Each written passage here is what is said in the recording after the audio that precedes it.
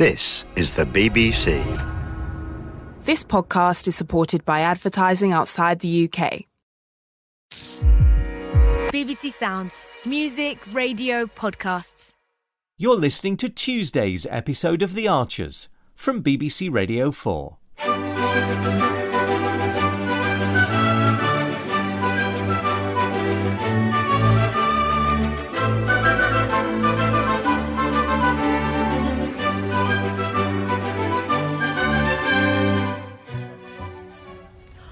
Oh, Lynda, your roses are absolutely gorgeous. It's hard to take your eyes off them. Cabbage rose, damask rose, eglantine. Always such a glorious staple of a Shakespeare garden. A rose by any other name would smell as sweet. The actual line, Joy, is that which we call a rose by any other name would smell as sweet. It's much misquoted. Really? Then I've been saying it wrong in my head for more years than I care to remember.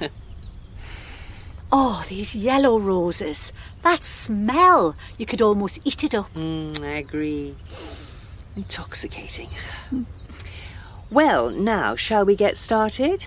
Are we not waiting for the rest? Oh, the main committee won't be here for another half hour. I thought it best to devise a clear plan of attack before the troublemakers arrive. A united front, like. Precisely. For example, there are various different means at our disposal to get the outcome we desire. Divide and rule. That's the best in my opinion. Well, Joy, you're certainly no novice. Now, tell me a bit more about the cow game. Cowpat roulette. Rather crude name. Oh, but an absolute favourite with the kiddies. No better way of emptying the grown-ups' pockets than the magic of pesta power. I did have a quick word with Tony earlier, and he's happy for us to borrow a cow. I told him its only duty would be to wander at leisure around an enclosure until nature takes its course. That's right. We'll mark out a grid on the grass and sell squares, and wherever the cow first, chooses to place the cowpat, the owner of that square wins the jackpot. But it would require one of us to keep an eye on the cow at all times, to monitor its progress. That's the beauty of it. It provides loads of entertainment for the kids waiting for the moment of truth. I'm sure Henry and Jack will be happy to volunteer for that solemn duty. And if not, perhaps we could post Sabrina Thwaite at the business end.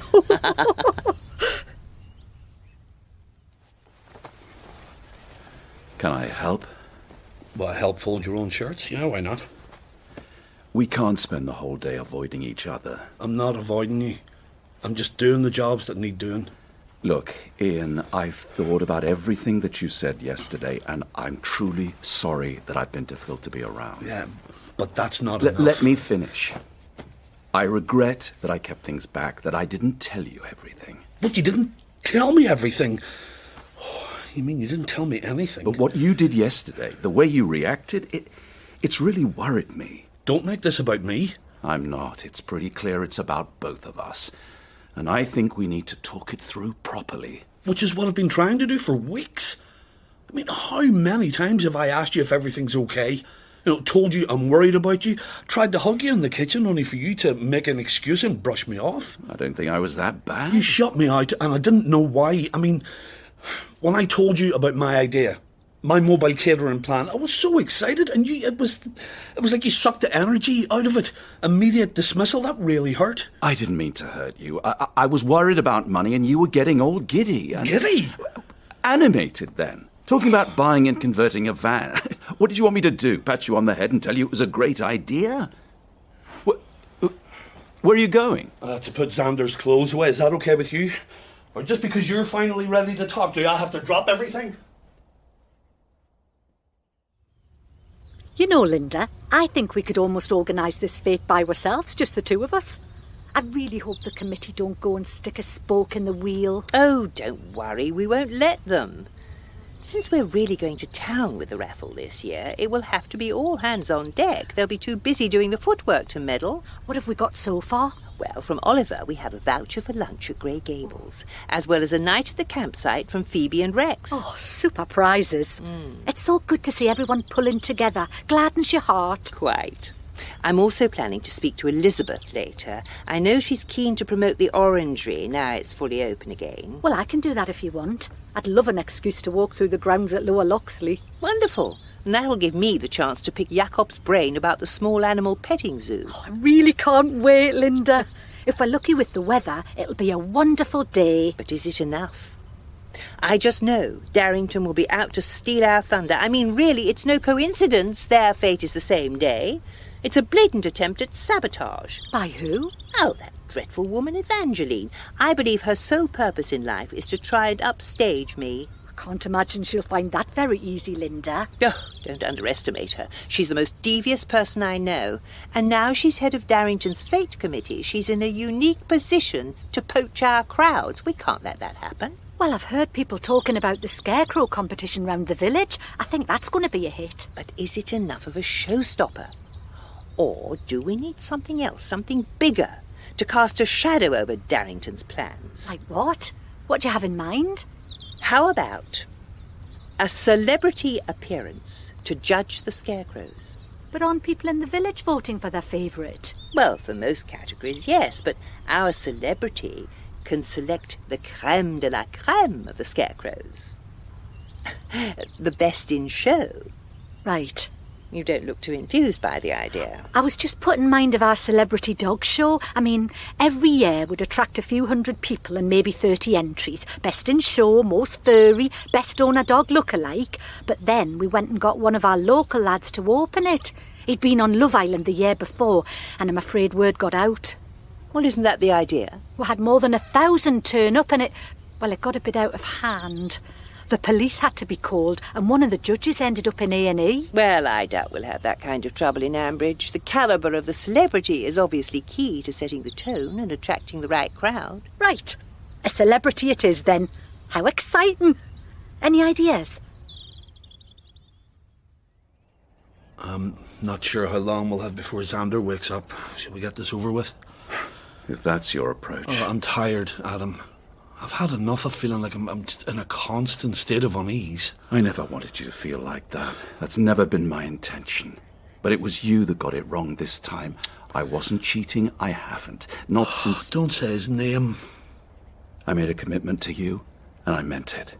To you and Xander. But you have to trust me. Trust you? Oh, you still don't get it, do you? You hide things from me. Really fundamental things.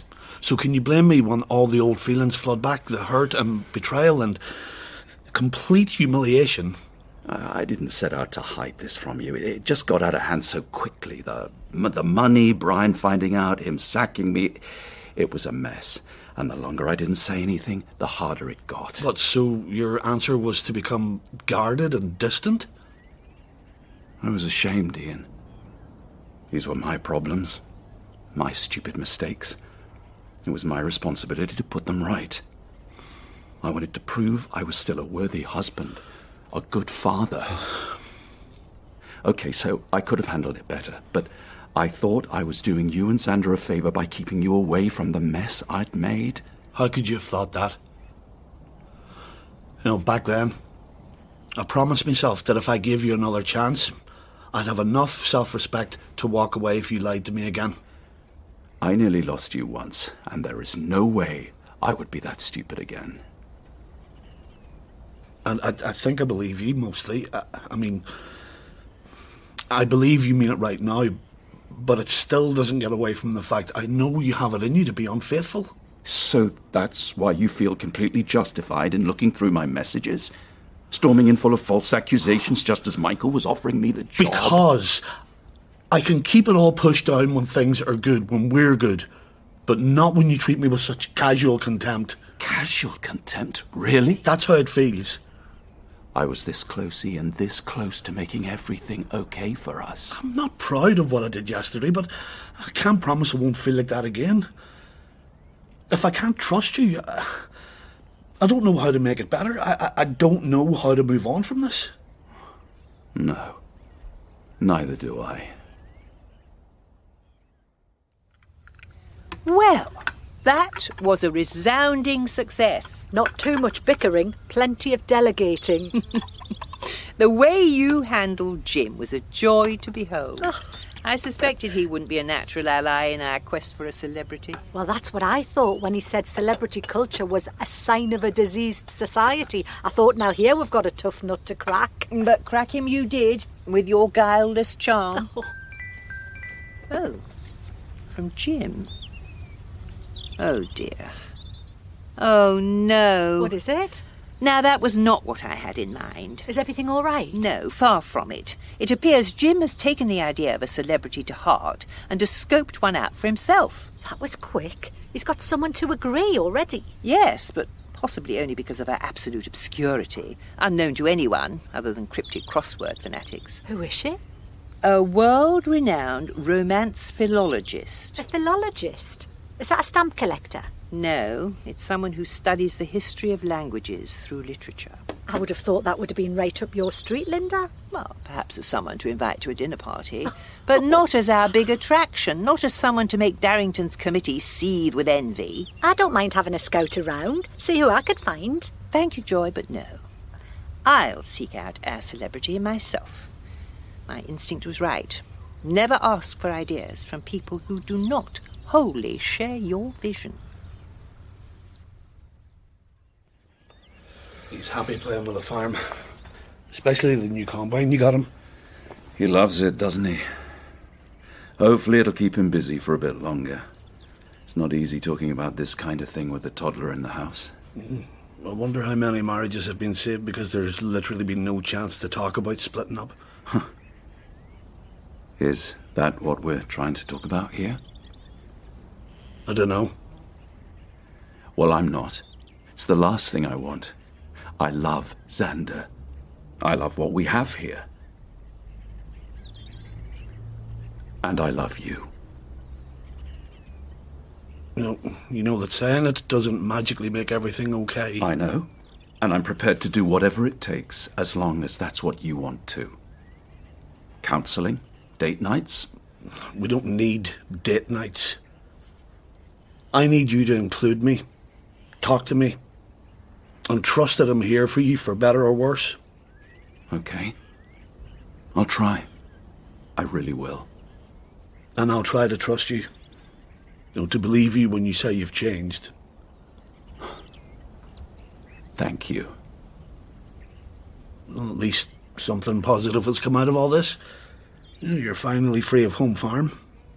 And that's going to be good for you. For all three of us. I agree. Adam, I still love you. And I love you too.